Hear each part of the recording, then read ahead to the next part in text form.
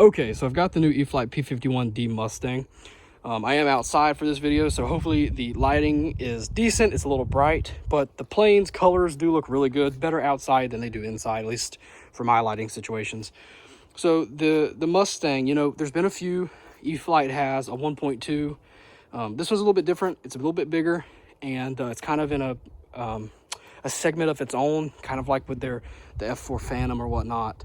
And so these planes are really scale. I mean, not overly so. The panel lines and all the molding in the foam is really, really nice. I have to say, the rivets, I mean, it doesn't really get much better.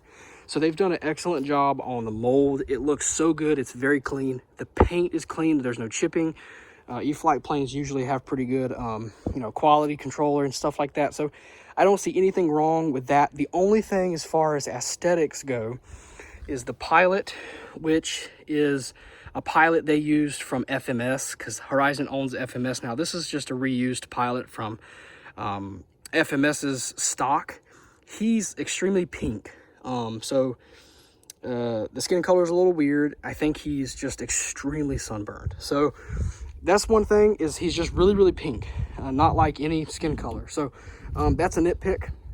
And then the other thing is the this little vent here.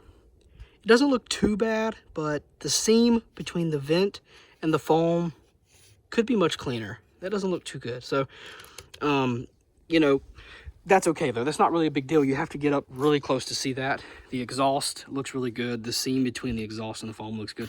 The cowl's plastic.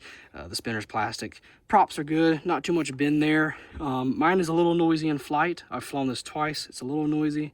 Not too bad though.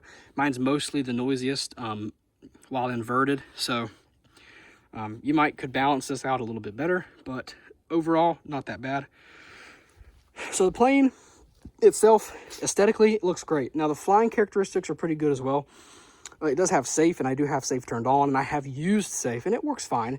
This still isn't the most friendly bird. Obviously, this is not for a beginner pilot whatsoever. It is a Mustang tail dragger. They have tendencies that someone more advanced, you know, should fly. So, you know, it does have a pretty nasty torque roll on takeoff. So when you do take off, be aware it's going to go hard left once you do pump up the RPMs. I've tried taking it off as slow as I can. You know, you don't want to take off super slow. You want to go ahead and get off the ground and minimize an accident. But I will say that off of safe, I've never taken it off without safe, or with safe, I'm sorry. It does have a pretty nasty torque roll to the left. So be careful. Make sure you're prepared for that. You're going to have to stay on the rudder. You're going to have to input quite a bit of right rudder, and you know, just take care of that, because you really can run off the runway very quickly with this plane. So that is something to watch out for. The gear, the retracts works great. All of this gear here is metal. It looks very, very good. Looks machined. Looks great. Pretty durable. I've landed this plane in grass, and I've had no nose overs, no nothing. Nothing wrong. Both of my landings were very smooth. So if you do have a harder landing, I'm not sure. I can't speak for it like that, but the smooth, you know, smooth landings on grass, relatively smooth, kind of thicker grass, soft grass, it's done just fine. The gear doors have done just fine. The synchronized gear doors here, they've done just fine. I did see where someone said that theirs flew off in flight. So if that is true, then be careful and do not drop your gear unless you are, you know, approaching, you know, or you know, under half throttle. Possibly he was, you know, third, you know, 3/4 throttle, full throttle, and he dropped his gear and they flew off, because this plane is pretty quick. But so if you do drop the gear, make sure you're at a lower speed. Because none of us wants, you know, we don't want that to happen. That definitely sucks. They're definitely not on there the most, you know, sturdily, but, you know, when you do drop your gear, between that time it takes for them to drop and go back up, make sure you're at a slower speed. So overall, I'm not running a smart battery. I'm running just a 6S5000 Connexus battery. I don't have a smart battery in a 6S right now. I do plan on getting one so I can get the full telemetry, but the telemetry is really nice. I have a DX9. Everything works well. I love seeing the RPM, all that stuff. It's really, really nice. And I love that about this, looking at, you know, being able to see your G-force, your roll rate, your axis. It's really, really cool stuff right there on the screen. You do have to glue this antenna in, so make sure you get super gold or a foam safe glue. Get an applicator, a very skinny applicator, and put the glue down in the slot before you put this in. You don't want to put glue on this. You want to get a very small applicator and put it down in the slot and then slide this in. That way you will have no excess glue on the outside of your plane. So make sure you do that. Do not put glue on the antenna first. So overall, it's a really good plane. It lands very slow, very impressively slow. It has really good flap throw. I'll show you the flaps here. They go down pretty far. It slows down really nice. I have no elevator mixed in with the flap. It doesn't need it. It really doesn't buck up that much. It's not a high wing airplane or anything like that. So I wouldn't program anything, you know, any down elevator yet. And if you do, just a little bit will do. The flaps look great though. If I had someone holding it, I would be able to show you the gear, but there are a ton of videos showing the gear, so I'm not going to be able to do that. It is a pretty quiet bird as well.